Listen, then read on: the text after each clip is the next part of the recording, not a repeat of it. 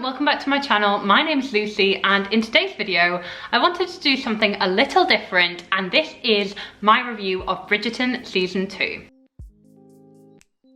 So, you may know I'm a huge Regency romance fan and I've read the Bridgerton books and absolutely became obsessed with them when I read them last year. So I knew that I needed to just speak about Bridgerton Season 2 on this channel. I've just finished the show and I binge watched it over a weekend and I have many thoughts and feelings, so I needed to share them with you. So this video will be divided into spoiler-free and then spoiler. The spoiler-free section will be a lot smaller because I do really just want to talk about all the spoilers in this video. And I really hope you enjoy this slightly different video from me, but I just wanted to put up a bonus video this week and just talk about Bridgerton with you because I'm a huge fan, as I've said, and for me this channel is supposed to be a celebration of romance and the Regency romance genre in particular, so I wanted to just give Bridgerton a huge shout out, and the fact that it is like the #1 Netflix show in the world right now just is testament to how brilliant this series is. So I have been making notes as I've been watching the series. So this is the spoiler-free section. I'm just gonna crack on with my first impressions of the season, what I loved about it and the highlights for me. So in terms of spoiler-free things, obviously season 2 focuses on Anthony and Kate's story. So if you've read the books but you haven't yet watched season 2, I would go in with very, very clear expectations that the TV show is going to be a different medium than the books. I think because I absolutely adored the second book in the Bridgerton series, The Viscount Who Loved Me, it immediately became quite clear to me as a non-spoiler comment that they have changed a lot of the plot for the TV show this season. More so, I would say, than the first season. And I think the fact that a lot of it has changed really did jar me at first, because I was like, hang on, where is this scene? Where is this scene? Like, what's happening here? Who is this random character type of thing?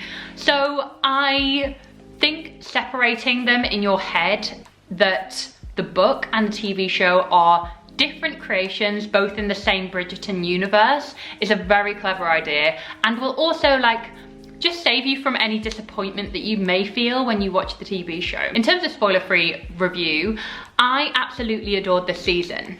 I thought that my one criticism is that the pacing was slightly off, especially towards the middle and, you know, towards the end. I think that kind of second half of the TV show, I had some issues with the pacing of it, and I think there was one episode in particular I found quite boring, and I will go into why that is in the spoiler section, so bear with me. But overall, I absolutely lived for this season. The one thing I'll say in particular is that the actors were cast perfectly. I think Simone Ashley was the perfect Kate. I cannot imagine a better Kate now, because she just had the wit about her, the kind of sassy remarks, the very independent nature, the protective kind of air about her that made it so believable that she was just only looking out for her sister Edwina's interests. And I just think the actors did an incredible job, but Simone Ashley in particular was incredible. So I would watch it for her alone. Like, she was breathtaking, and I have a massive girl crush on her, like, oh my god. Another thing I really want to comment on is that I think this season will divide people who adored season 1. I'm not going to say why, I'll save that for a few minutes time, but I do think if you really like season 1, you may have opinions about season 2, but for me, I really liked this season the best. And I think the build-up was just absolutely perfect. The romantic tension of the whole entire thing was perfect. I also really, really loved the secondary plot. Every single character in this world has their own things going on, and you get a glimpse into their world. And that is what I absolutely think Bridgerton Season 2 has done an incredible job of. And I'm going to go into this later because it is quite spoilery, but I have full confidence in the future of this series because they are setting up future seasons so well, and I can see them doing it, and I'm just like, bravo, this is amazing. I'm so hyped for what is to come. So that's all I'm going to keep it 2 for the spoiler-free section. I would give this season probably a 9 out of 10, maybe a 9.5. It was almost perfect, and I will go into why I've given that rating now as we enter the spoiler section. So if you've not yet finished Bridgerton season 2, I'd recommend clicking off this video, or just, you know, skip to the end so it helps my retention rate. I'm such a nerd. But anyway, we should all have watched Bridgerton season 2 now, and we should all be dying, correct? I hope so. So guys, where to start? You know what, I'm just gonna read off my notes. So I thought the first couple of episodes of this season were a masterclass in hooking in an audience and developing an incredible romance between Kate and Anthony. The banter was top-notch, the kind of hatred was just sizzling, and also the relationship between Edwina and Kate was set up beautifully. And a few things that I think really hooked me at first, and a few kind of question marks I also had, were some of the decisions to include more backstory about the Sharmas. So I really liked how they explained why they were the Sharmas and who the Sheffields were. That was a really nice link, because in the books, obviously they are the Sheffield family, but they've woven in this like incredible backstory to show why Kate and Edwina and Lady Mary came from India and their entire life there. That was so special to me, and I really think kind of the cultural development here in terms of Kate's backstory was perfectly done, and actually I preferred this to the kind of backstory that's established in the books.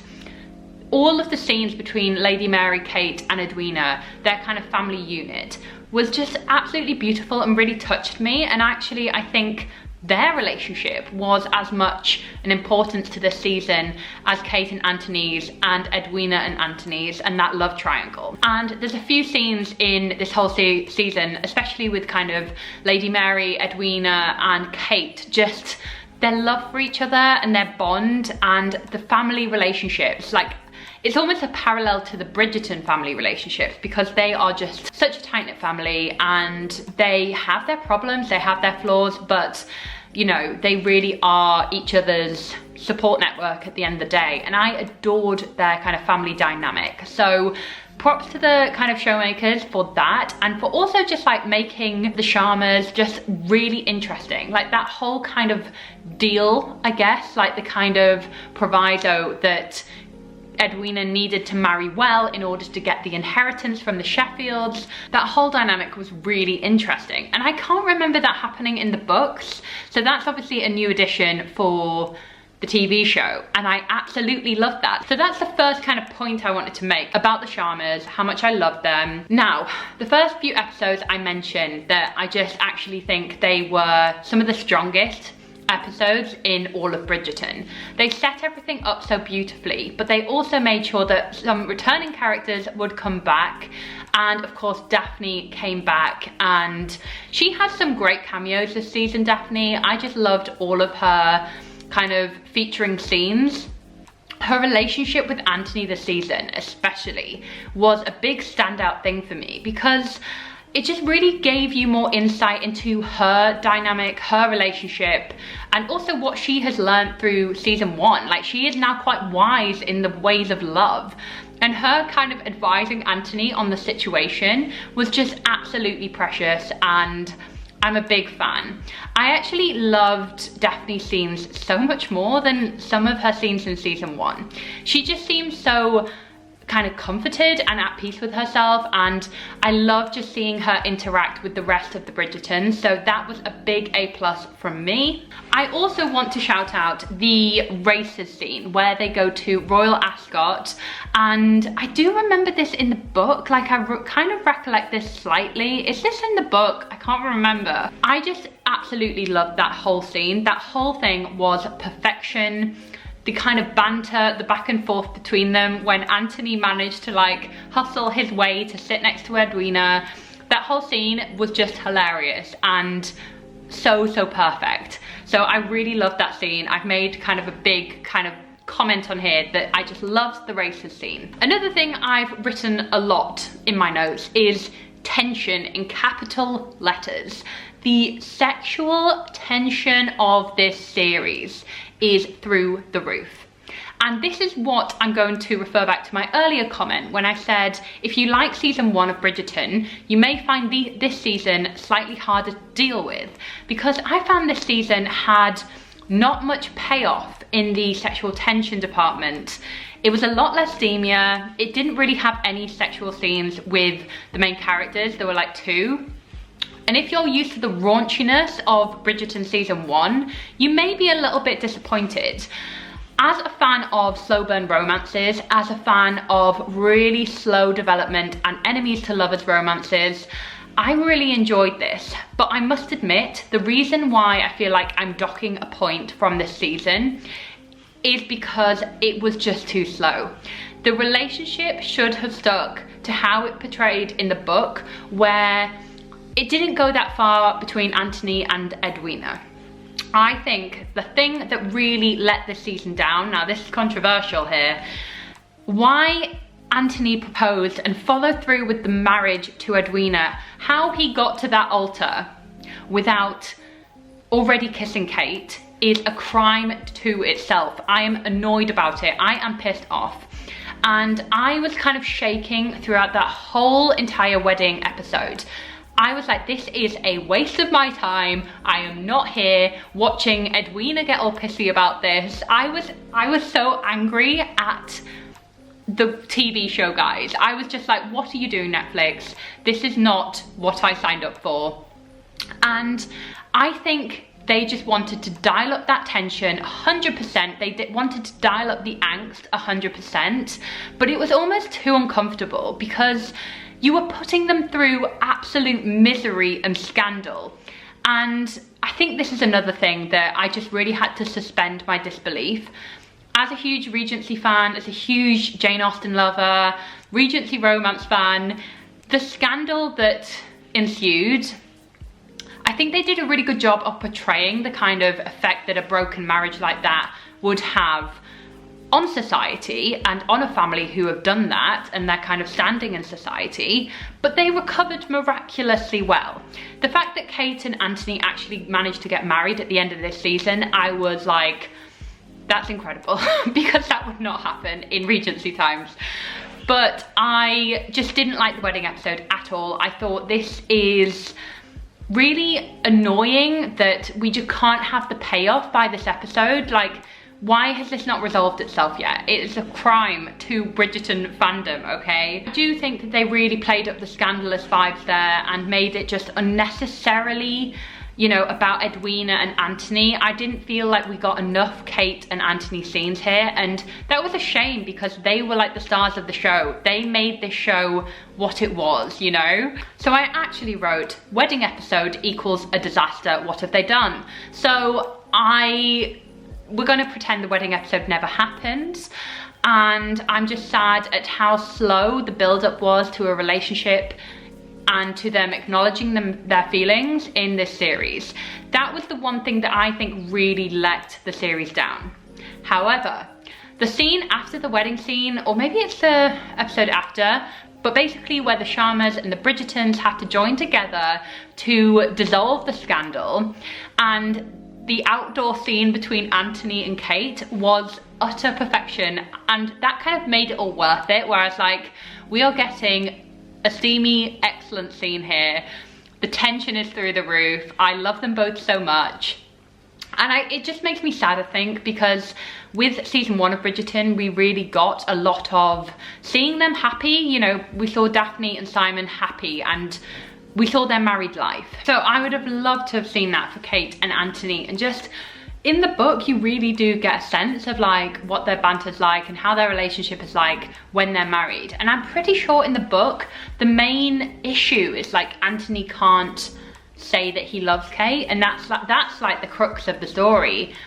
The crux of the story isn't, will he marry her? Like, that was never really a issue as such. Like, he married her like halfway through the book, I'm pretty sure. So that's kind of why I was a little bit peeved that we had to wait until the final episode, guys, the final episode of the series, to see them reconcile, get married, and have that happy relationship. And I think that's the thing that really quite bothered me about this season is I just wanted that payoff. But I must admit, the slow burn, the tension, the banter was very perfect, and I just love their relationship. So I forgive them all that for making me wait that long. It's okay. So yes, obviously they added in the fact that Anthony proposed to Edwina, and that whole scene with Edwina when, like, during the wedding scene, when she was like screaming and crying, and it was like unnecessary emotions. I was like, why are you putting this poor girl through this? Like, you know, it just was a lot. And then the fact that she was like really blaming Kate, I was like, nah. Kate has literally been on Edwina's side the whole show. I was just like, this is ridiculous. But anyway, okay, what else did I love? I loved the fact that they set up Eloise's love story already, and we got to meet Sir Philip Crane. So if you have read the books before, this isn't a massive spoiler, but with Eloise's story, she marries a man called Sir Philip Crane.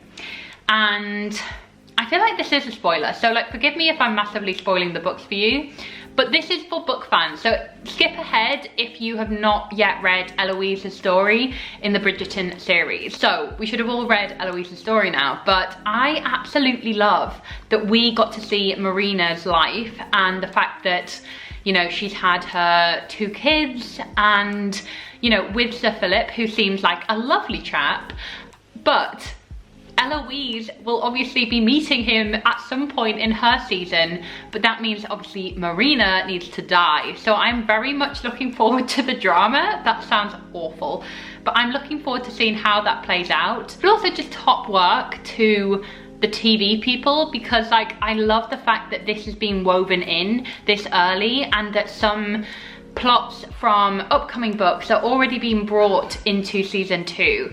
I am so ready for the next season, which of course is going to be Benedict's book, and I adored Benedict's story. I gave it 5 stars because it is perfect. I also thought Benedict this season was an absolute cinnamon roll. He was hilarious. He was like the comedic relief this season, and I just love that man. I also quickly want to talk about Eloise. The fact that we have a little baby feminist on our hands. I mean, she is so precious.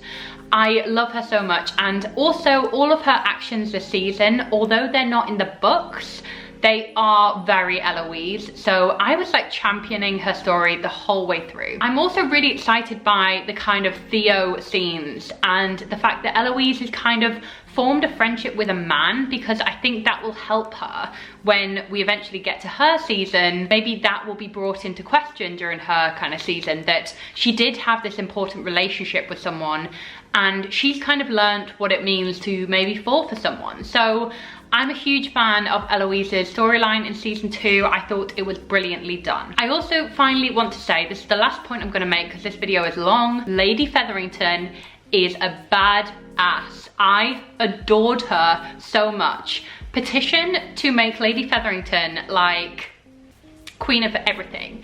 I absolutely adored her this season. She was feisty, she was manipulative, she gave Lord Featherington a run for his money, and the way that that all played out was genius and so much fun. I feel like their scenes were absolutely brilliant and really gave the show an injection of fun and drama and scheming.